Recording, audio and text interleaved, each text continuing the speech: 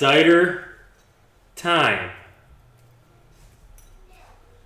We found a new hopped cider. Yay, hops. Which seems to be both of our favorites right now. Yes. We got the Bold Rock Hard Cider IPA. The India Pressed Apple. Ha ha ha. Ha. Let's give it a go. Their website said it's a blend of 5 hops, including Cascade, Citra, and something other. There was what, Centennial, Yes. Cascade. Those were the only 3 they mentioned. They said it's a blend of 5 hops, including those 3. It's a dry hop cider. It's got a whole bunch of different kinds of hops in it. And it comes in a tall boy, which is very uncharacteristic or a pint, which is uncharacteristic for a cider. It's very fruity, but dry at the same time. It's a weird mix. I like it though. It's probably the smoothest cider I've ever had. It is extremely smooth. On the verge of extremely dry. It's quite dry. But it still has that, like, the natural sweet fruity taste, but it doesn't taste sweet. It's like hints of fruit. Well, it's made with apples. Well, it's gonna yeah. be fruity. And I guess the fruitiness of those hops as well come through a little bit. Where'd you say it was from?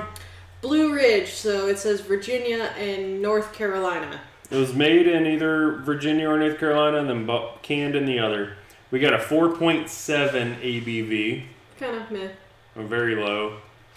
But it's actually really, really good. This is like just crushable. Yeah, I could drink this all day. Easily. Crushable. It's Yeah. really good.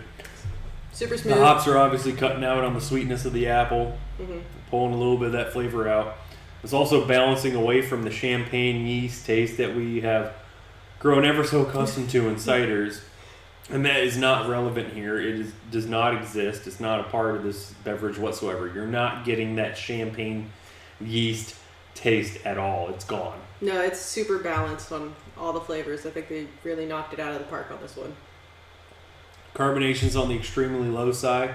In closing, what do you think, Brooke, the cider expert? It's super balanced. It has a very wonderful combination of fruity and dry. I appreciate that. Super smooth, easy to drink. It's on the lighter alcohol side, so you could drink them all day. I will say it's pretty dry. Yep. Extremely light. Not very sweet, but also not very bitter. The hops, the dry hop process here didn't bitterize this beverage. Just kind of cut out from the champagne yeast taste and the apple taste a bit. Just kind of mellowing everything out across the board. Mm-hmm.